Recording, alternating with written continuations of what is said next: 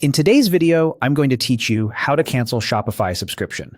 By the end, you'll know exactly where to go in your admin and what to expect as you confirm the cancellation so you can wrap things up confidently and avoid surprises on your bill. Start inside your Shopify admin dashboard. From here, head to the settings area. You'll find it in the lower left corner of the admin. It looks like a gear icon. Think of settings as the control room for everything behind the scenes. If your layout looks slightly different due to an update, no worries. Just look for that gear icon or the settings label at the bottom of the sidebar. Once you're in settings, open the plan section. This is where your subscription lives, along with details about your current plan, trial status if you're on one, and your billing cycle.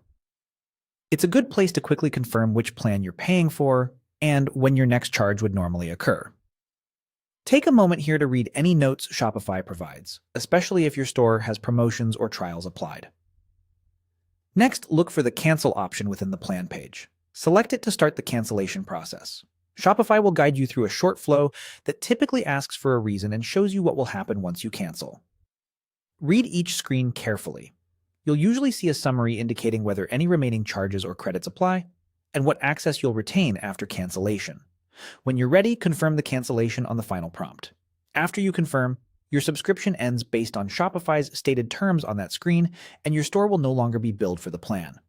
A few quick tips to keep in mind as you complete those prompts.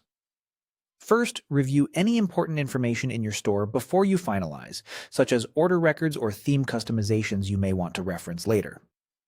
Second, remember that third-party services, like some apps or external domain providers, may bill separately. If you use those, check their policies so you're not surprised by outside charges after your Shopify subscription ends. Finally, if you think you might return, note that you can usually reactivate your store later by logging back in and choosing a plan. To recap, open settings from your admin, go to the plan section, and select Cancel. Then follow the on-screen steps to confirm. Take your time, read each notice, and make sure the details align with what you want. That's it for canceling your Shopify subscription.